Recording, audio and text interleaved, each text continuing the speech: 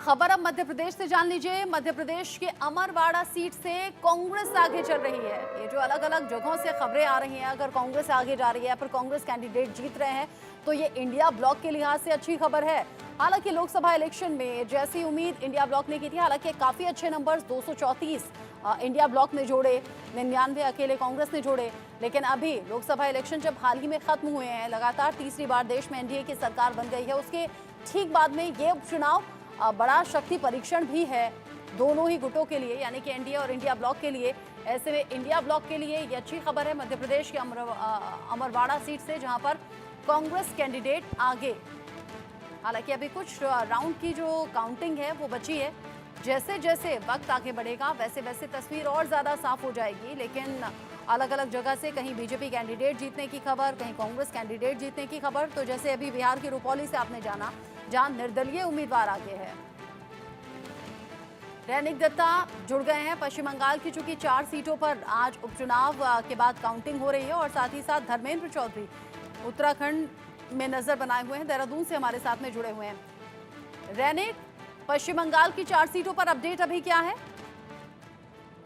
देखिए, पश्चिम बंगाल का जो 4 सीट है, उस 4 सीट में अभी 3 सीट में तृणमूल कांग्रेस का जो कैंडिडेट उनका जीत रायगढ़, उसके साथ बागदा और उसके साथ रानागढ़ दक्षिण, ये तीनों जगह से तृणमूल कांग्रेस का जो कैंडिडेट है उन लोगों का जीत हो चुका है। जैसे कि खबर आ रहा है कि रायगढ़ से कृष्ण कल्याणी जो कि टीएमसी का कैंडिडेट था, वो उनका जीत 49,000 से ऊपर वोट से उनका जीत हुआ है।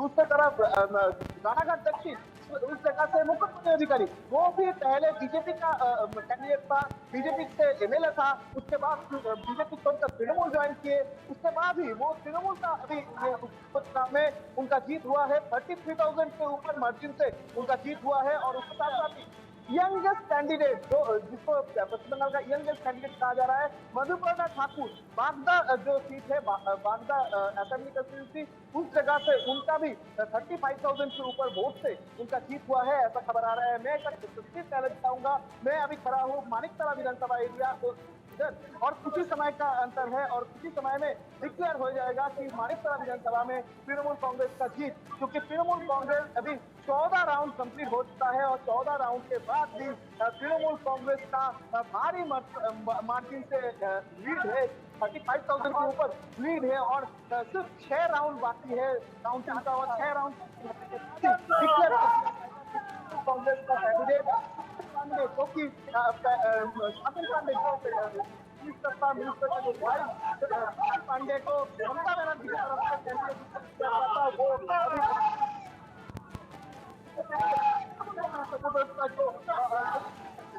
से माहौल जारी है, वो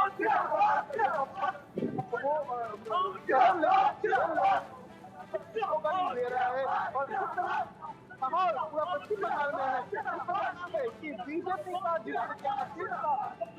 ये जो 3 जगह, जो 4 जगह में आज ये चुनाव हो रहा था, इस 4 जगह में 3 सीट का बीजेपी के हाथ में अभी छीन लिया गया है। ये जो मानिकतला है, उस मानिकतला विधानसभा करीब 3 साल तक कोई एमएलए नहीं था। 3 साल तक किसी एमएलए सीट को लेकर केस चल रहा था, कोर्ट में केस चल रहा था। उसके बाद सुप्रीम कोर्ट के ऑर्डर के बाद ही इस मानिकतला विधानसभा में उपचुनाव हुआ। और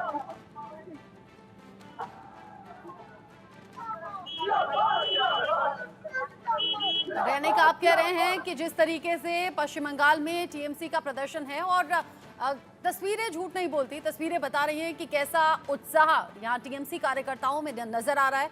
कुछ राउंड की अभी काउंटिंग बाकी है, लेकिन जिस तरीके से बढ़त बनी हुई है, यहाँ पर टीएमसी सभी 4 सीटों पर आगे बढ़ती हुई नजर आ रही है। ऐसे में जीत का जो जश्न है वो अभी से टीएमसी कार्यकर्ताओं के जरिए मनाया जा रहा है, और जिस तरीके से एक दूसरे को गुलाल लगा रहे हैं, ऐसा लग रहा है कि अभी होली आ गई है टीएमसी कार्यकर्ताओं के लिए।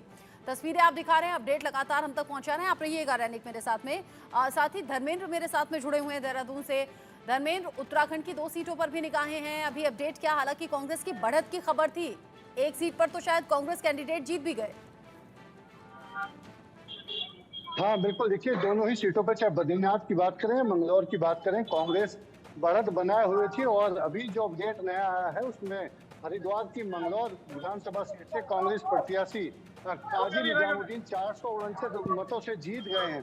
हालांकि अभी आधिकारिक घोषणा होना बाकी है, लेकिन 10 राउंड से 10 राउंड की गिनती पूरी हो गई है और उसके बाद 449 मतों से काजी निजामुद्दीन ने जीत दर्ज कराई है।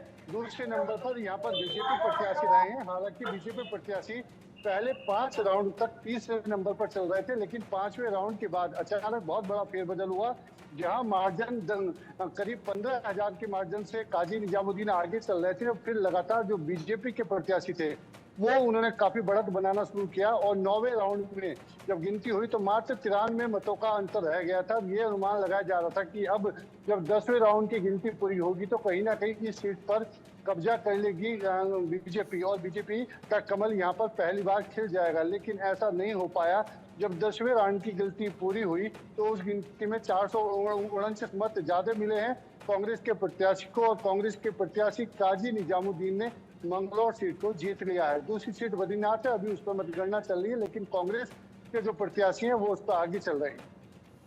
आप कह रहे हैं कि एक जगह कांग्रेस कैंडिडेट की जीत हो गई है, दूसरी जगह कांग्रेस कैंडिडेट आगे चल रहे हैं। मेरे साथ में अजय रतन भी जुड़ गए हैं जो हिमाचल प्रदेश को लेकर अपडेट हमारे दर्शकों तक पहुंचाएंगे। अजय, अपडेट क्या है? सुखविंदर सिंह सुक्खू की पत्नी कमलेश ठाकुर जरूर जीत गई हैं, बाकी जगह? जी मैम, आपको ताज़ा अपडेट जो है मैं ये बता दूं कि नालागढ़ से जो है कांग्रेस प्रत्याशी बाबा हरदीप सिंह जो है वो चुनाव जो है वो जीत चुके हैं। हाँ। तकरीबन जो है 8,990 से जो है वो अपने प्रतिद्वंदी केएल ठाकुर जो भारतीय जनता पार्टी के प्रत्याशी थे उनसे जो है वो चुनाव जीत चुके हैं।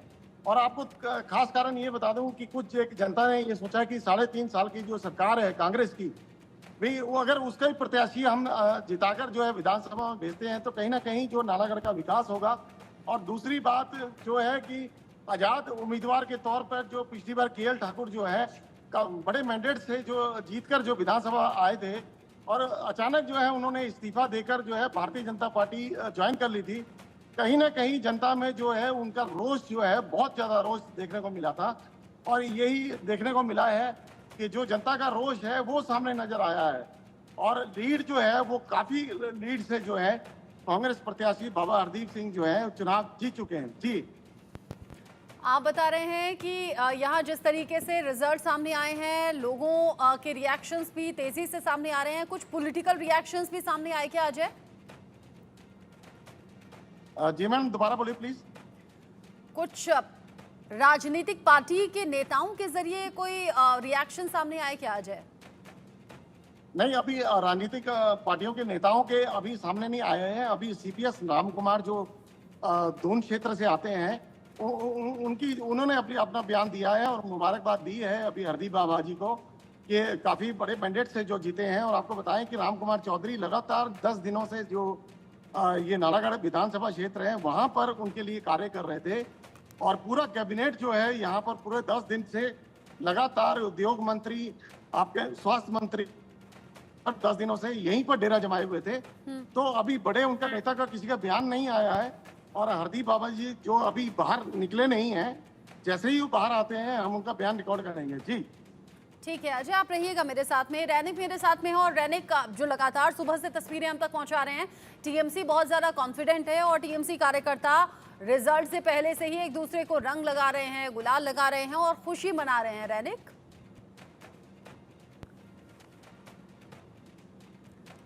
रैनिक अनम्यूट कीजिए खुद को।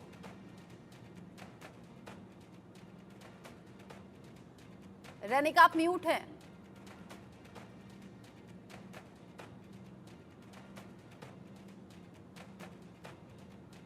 रैनिक जो तस्वीरें हम तक पहुंचा रहे हैं, टीएमसी कार्यकर्ता उनके साथ में खड़े हुए जो कि जश्न मना रहे हैं। रैनिक मेरी आवाज आपको मिल रही है क्या? आपने खुद को अनम्यूट किया क्या? नहीं रैनिक, आपकी आवाज नहीं आ रही है। रिकनेक्ट करने की कोशिश करते हैं।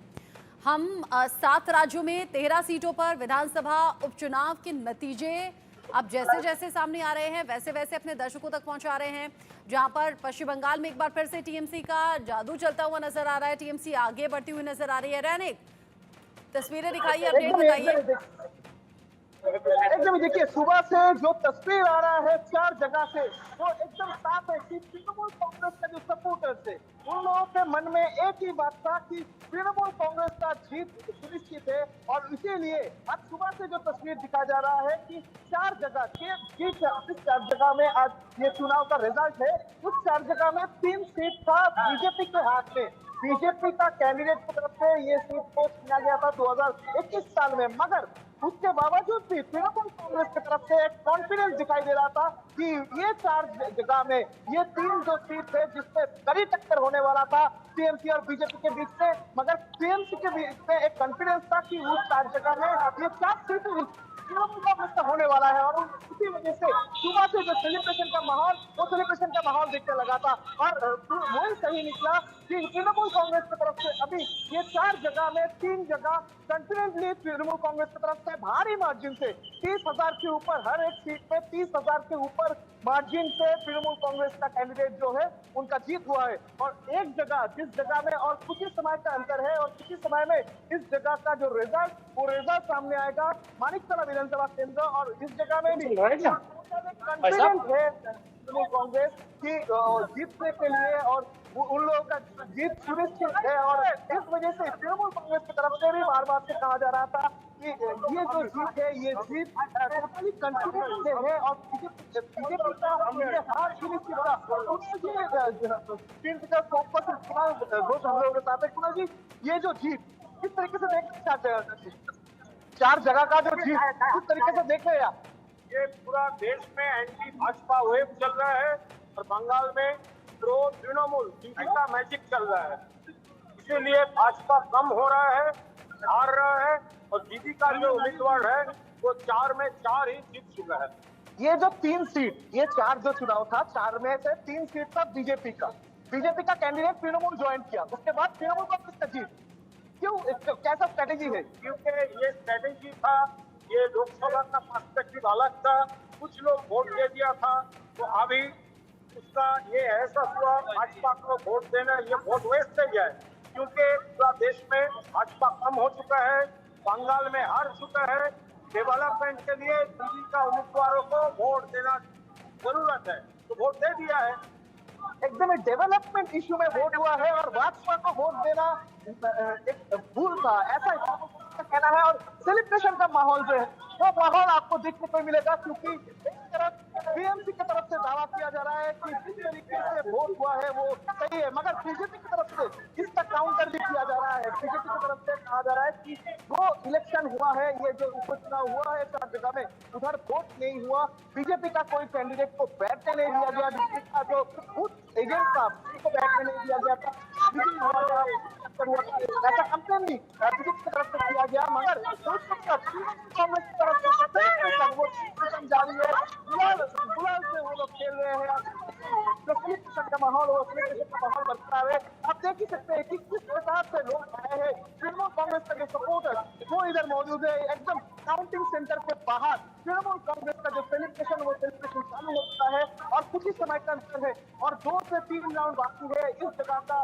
रिजल्ट डिक्लेयर होने में। मगर बाकी जो 3 जगह, उस 3 जगह का रिजल्ट आउट हो चुका है और तृणमूल कांग्रेस का भारी मात्रा से जीत हुआ है। अच्छा रैनिक, जो दर्शक हमारे साथ अभी अभी जुड़े हैं, जो कि आप लगातार टीएमसी कार्यकर्ताओं के बीच में हैं, जो खुशी मना रहे हैं, जो जश्न मना रहे हैं, आपने कहा 2 से 3 राउंड की काउंटिंग अभी बाकी है। जो दर्शक हमारे साथ अभी अभी जुड़े हैं, 4 सीटें जो कि टीएमसी के लिए बढ़त दिखाती हुई, इंडिया ब्लॉक को सीधे सीधे ये बढ़त है। 4 में से कितनी सीटें अभी डिक्लेयर हो चुकी हैं जहां पर टीएमसी की जीत है और कितनी सीट पर बाकी है अभी काउंटिंग? देखिए, जो भी दर्शक अभी अभी जुड़े हुए हैं उनको एक बार बता दूं, पश्चिम बंगाल में जो 4 जगह में ये उपचुनाव हुआ था, 4 जगह के अंदर उसको ये हिमाचल में भी लागू करने का असफल प्रयास कर रहे थे, मगर हिमाचल की जनता पढ़ी लिखी है और हिमाचल की जनता ने पीछे लोकसभा में जिस तरीके से अलग मैंडेट के साथ आगे बढ़े, मगर इस बारी उन्होंने बिल्कुल साफ तरीके से कांग्रेस पार्टी को मैंडेट दिया है।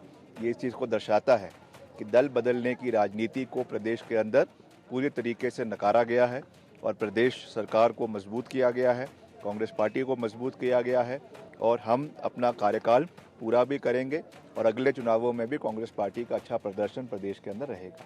कांग्रेस की सरकार के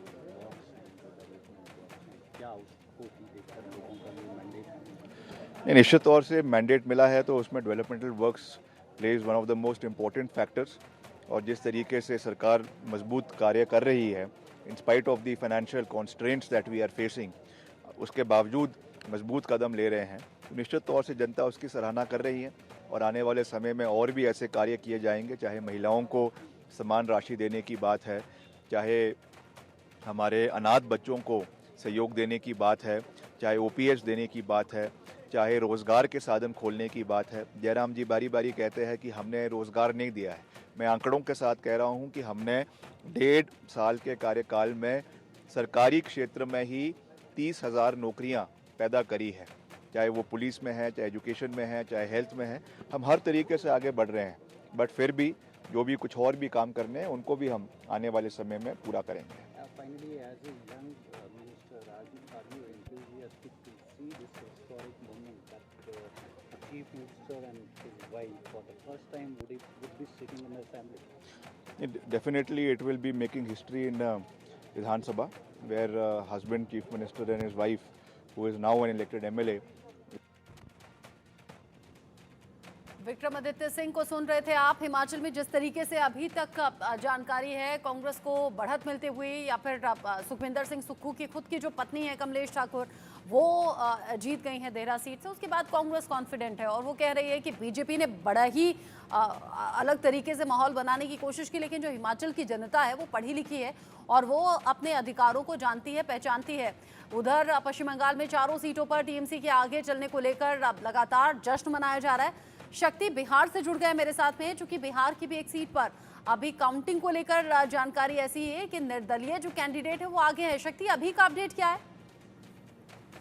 जी बिल्कुल, देखिए निर्दलीय उम्मीदवार हैं शंकर सिंह, वो लगातार जो है आगे चल रहे हैं रुपौली विधानसभा से। 9वां राउंड हो चुका है और अभी 4,200 समथिंग वोट से जो है शंकर सिंह ने बढ़त हासिल कर ली है। और आपको बताया कि कुल 12 राउंड की जो है गिनती होगी और 12 में से 9 राउंड खत्म हो चुके हैं और 9 राउंड के बाद जो है शंकर सिंह जेडीयू के कलाधर मंडल है उनसे 4,200 समथिंग वोट से आगे चल रहे हैं। तो जो बढ़त है उनका लगातार बढ़ रहा है। और आपको पता है कि शंकर सिंह के बारे में बता दें, शंकर सिंह जो है इससे पहले भी कई बार निर्दलीय चुनाव लड़ चुके हैं और पिछली बार भी उन्होंने एलजेपी आर के जो है सीट से जो है कैंडिडेट चुनाव लड़ा था और दूसरा स्थान उन्होंने प्राप्त किया था। और इस बार भी जो है लगातार जो शंकर सिंह है वो आगे चल रहे हैं। और तीसरे सबसे बुरा हाल जो है आरजेडी का है। आरजेडी के बीमा भारती, जो कि यहाँ से पहले सिटिंग विधायक भी रही थी, हालांकि वो पिछले बार जेडीयू की तरफ से थी और अभी लोकसभा जब चुनाव हुए थे तो बीमा भारती जो है आरजेडी की तरफ से लोकसभा का चुनाव लड़ी थी और उन्हें पप्पू यादव से हार का सामना करना पड़ा था। और इस बार भी लोकसभा चुनाव में भी तीसरे नंबर पे वो चले गए थे और अभी भी जो बीमा भारती जो है तीसरे नंबर पे चली गई है। और सबसे अहम है कि निर्दलीय शंकर सिंह जो है लगातार बढ़त बनाए हुए हैं और 9वें राउंड के बाद भी वो आगे चल रहे हैं। और महज 3 राउंड जो है गिनती महज शेष बची हुई है। ऐसे में काफी दिलचस्प हो जाएगा विधानसभा बिहार में जो चुनाव हुए हैं उसके नतीजे, क्योंकि देखिए अगले साल बिहार में विधानसभा के चुनाव भी होने हैं। ऐसे में ये लिटमस टेस्ट कहा जा रहा था एनडीए और इंडिया गठबंधन दोनों के लिए। लेकिन अगर निर्दलीय यहाँ से चुनाव जीत जाते हैं तो एक बड़ा संकेत बिहार की राजनीति में होगा और निश्चित रूप से ये खतरे की घंटी होगी जेडीयू और बीजेपी के साथ साथ आरजेडी के लिए भी, क्योंकि बीमा भारती लगातार यहाँ से 4 से 5 बार वो विधायक जीत चुकी है, विधायक बन चुके। इसके बावजूद वो तीसरे नंबर पर उनका जाना कहीं न कहीं आरजेडी के लिए ये खतरे की घंटी है। जी, आप कह रहे हैं कि जिस तरीके से आरजेडी का बुरा हाल हो गया है, अभी तक के रुझान ये साफ कर रहे हैं कि निर्दलीय कैंडिडेट शंकर सिंह आगे चल रहे हैं। पप्पू यादव की जीत ने भी इसी तरीके से चौंका दिया था। शक्ति, अगर आज के दौर में जब लगातार तीसरी बार एनडीए की सरकार देश में बन गई है, उसके ठीक बाद में ये उपचुनाव और उनके रिजल्ट्स पर निगाहें इसलिए हैं कि एनडीए आगे है या फिर इंडिया ब्लॉक आगे है। ऐसे में इंडिया ब्लॉक और एनडीए को पीछे छोड़कर अगर निर्दलीय कैंडिडेट आगे जाए तो इसके मायने क्या हैं?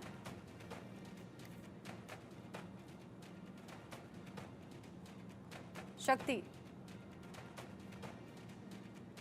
एक बार प्लीज सवाल दोहराएं। शक्ति, मैं कह रही हूँ लगातार तीसरी बार एनडीए की सरकार देश में बनी है और लोगों का बड़ा ध्यान था कि एनडीए आगे जाता है इन उपचुनावों में या फिर इंडिया ब्लॉक, लेकिन यहाँ तो दोनों को पीछे जी बिल्कुल, छोड़कर देखिए निर्दलीय लोकसभा कैंडिडेट आ चुनाव गए। खत्म में महज चंद दिन गुजरे हैं और ऐसे में जो उपचुनाव हो रहे हैं देश में, हाँ। इसमें कहीं न कहीं इंडिया गठबंधन और एनडीए दोनों की साख जो है लगी जनता हुई के थी। हाथ में सब कुछ है, लेकिन किसे क्या- जिताते हैं किसे हराते हैं, नजर आप बनाए रखिएगा। थोड़ी देर बाद